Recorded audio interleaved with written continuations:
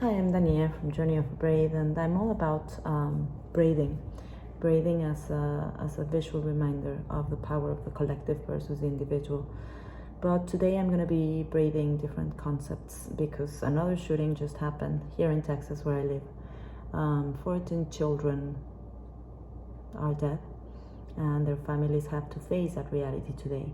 And it's something that no one can even imagine. And you know what the saddest thing is? That we're getting used to it. And it's almost normal. Another shooting, and the news almost seems recycled when you read it. Because it's the same story, and the same people start talking about the same things, and gun regulations are not happening. For me, it has been really strange ever since I moved to Texas.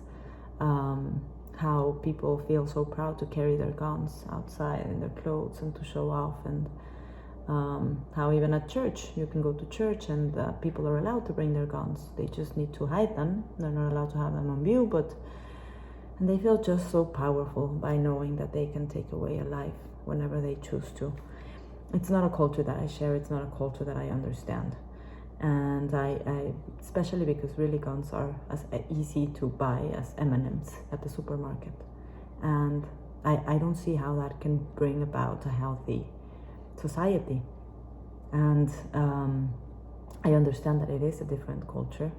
It is a different culture, and yet it's still very, very much braided into ours, because specifically this territory obviously used to be Mexico. And so a lot of the ranch culture has deep roots in Mexican culture as well.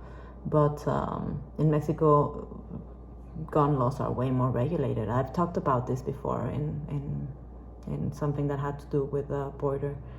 But what I want to bring about today as well is that it doesn't make sense to know that the whole debate about guns and who can own them and what kind of permits you need or not need and whatnot hasn't been really regulated. Well, there's all these regulations happening right now trying to impose women to, if we get pregnant, we have to have the baby regardless of whatever condition, whatever situation, rape or not rape, whatever it is. And that's really seeing us as baby carrying machines, which is very strange, outdated, and extremely alarming. So I know that a lot of people are pro-life because they see the value in the soul that is inside the body of a pregnant woman. And I understand that, but I think there's a bigger conversation to be had. If the reason why we see teenagers like this that are totally lost is because there's not a system in place to take care of kids. There's absolutely nothing here.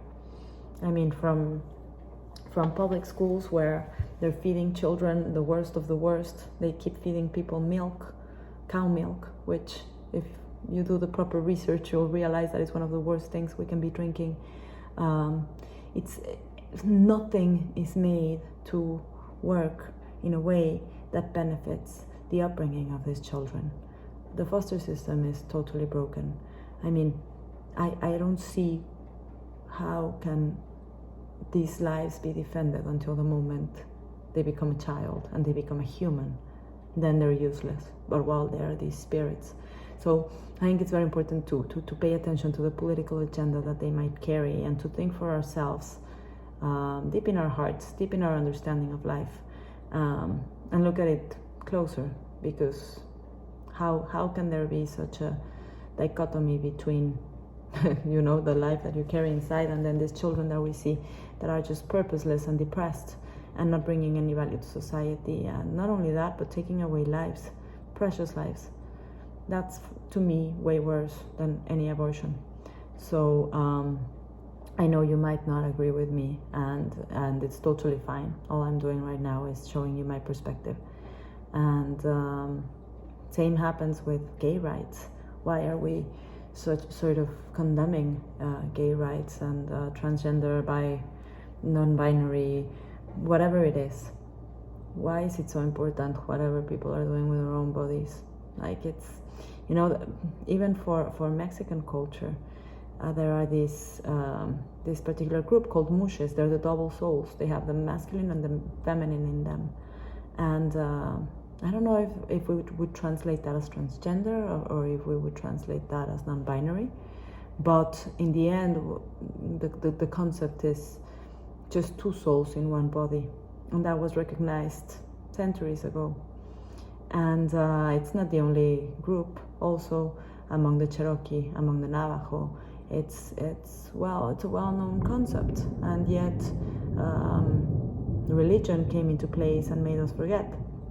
But those are the things we shouldn't forget, because just by knowing that it's not a new thing, we would understand that it's just a human condition, the different connections that we have to each sides of our soul, of our being. Our packaging is just our packaging, the same as the banana has a peel, you take it off. What's really valuable is what's inside. And for us, it's the same thing. The relevant part is the soul. Who cares about what we're doing or not with our bodies? So anyway, those are those are basically the things that no one should ever talk about, especially on social media and all these things. But I think that is important to do so, because there is a ripple effect to the information and to the things that you share with other people, and the ones that you share with everyone in your network and your views. And sometimes I think that we are misinformed, and for that reason we just think one way or another, and we're learning all the time, which is totally fair. But what is not fair is to just take decisions as politicians based on personal interests and on votes, instead of taking decisions based on society. And I guess that happens as well. I mean, that happens to everyone in their level. Even when you think of social media content, what do you see? What pleases the masses? You're gonna see like everything that has to do with fashion, that is very digestible, that is very pretty, that is the same song that everyone's using, the same dance everyone's dancing.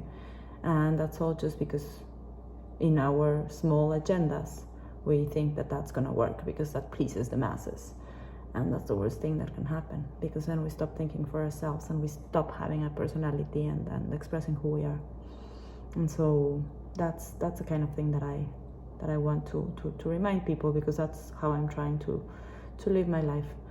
And so don't just stick to whatever things your family has always stood for. Just look deeper into what you know that is right, and what you know from a base of knowledge and research, not just what you've been told.